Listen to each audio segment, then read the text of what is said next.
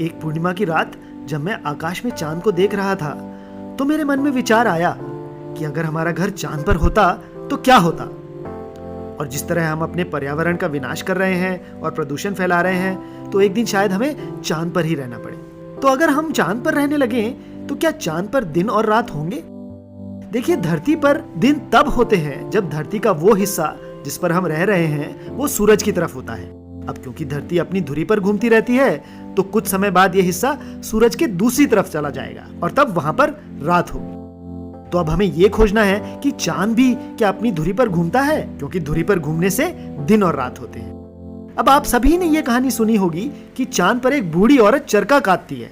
जब भी हम चांद को देखते हैं तो हमें चांद का एक ही हिस्सा दिखता है, वो हिस्सा जिस पर बूढ़ी औरत है। दूसरा हिस्सा कभी नहीं दिखता। इस दूसरे हिस्से को चांद की डार्क साइड भी कहते हैं। तो दूसरा हिस्सा हमें क्यों नहीं दिखता? दिखना तो चाहिए, क्योंकि चांद धरती का चक्कर लगाता रहता है। कल्पना कीजिए कि चांद धरती से बंधा हुआ धरती के चक्कर लगा रहा है। अब चांद का एक हिस्सा हमेशा धरती की तरफ होता है। बिल्कुल इसी तरह हमारे अंतरिक्ष यान भी धरती के चक्कर लगाते हैं। अब यह तो साफ है कि चांद धरती के चक्कर लगा रहा है, पर क्या वो अपनी धुरी पर भी घूम रहा है? हाँ, बिल्कुल। चांद की स्थिति में चांद का सफेद हिस्सा आपकी ओर है और चांद के काले धब्बे या ज्वालामुखी धरती की ओर है। धरतीवासियों को चांद के ये काले धब्बे ही दिखते हैं।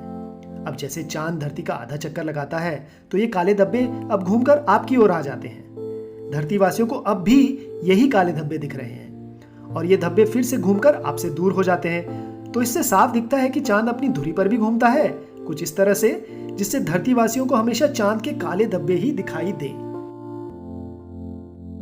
यहाँ आश्चर्यजनक बात यह है कि चांद को धरती के चारों तरफ जाने में और अपनी धुरी पर घूमने में बराबर समय लगता है, 28 दिन, और इसे सिंक्रोनस मोशन भी कहते हैं। और इसी के कारण चांद का एक हिस्सा हमसे हमेशा छुपा रहता है और हम एक ही हिस्से को देख पाते हैं। चांद का एक हिस्सा छुपे होने का एक दूसरा महत्वपूर्ण कारण भी है।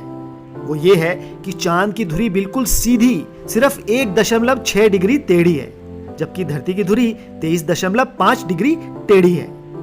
और इस बात का महत्व आप ऐसे देख सकते हैं। मान लीजिए चांद की धुरी 90 डिग्री टेढ़ी होती, कुछ इस तरह, तो चांद अपनी धुरी पर इस तरह घूमता। और अब चांद के धुरी पर घूमने की गति चाहे कितनी भी हो, धरती का आधा चक्कर 14 दिन में लगाने के बाद चांद का पिछला हिस्सा धरती से पूरा साफ दिखेगा और चांद की डार्क साइड नहीं होगी। यानी धरती को चांद का एक ही हिस्सा दिखने के लिए 2 कारण आवश्यक हैं। पहला, सिंक्रोनस मोशन, और दूसरा, चांद की धुरी लगभग 0 डिग्री टेढ़ी है। तो हमने देखा कि चांद अपनी धुरी पर एक चक्कर पूरे 28 दिनों में लगाता है। तो इसका मतलब यह हुआ कि उसका एक हिस्सा 14 दिनों तक सूरज के सामने और 14 दिनों तक सूरज के पीछे होता है।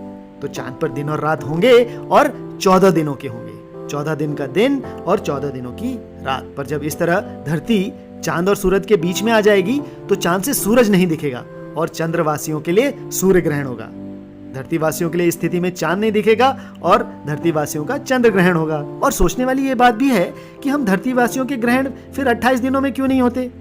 ये एक बढ़िया सवाल है और इसका जवाब हम दूसरे वीडियो में देखेंगे। तो आशा है कि आपको यह वीडियो पसंद आया होगा, जिसमें हमने देखा कि चांद पर दिन रात होते हैं या नहीं, कितने बड़े होते हैं, और चांद के एक हिस्से छुपे रहने का राज यानी डार्क साइड का राज क्या है। धन्यवाद।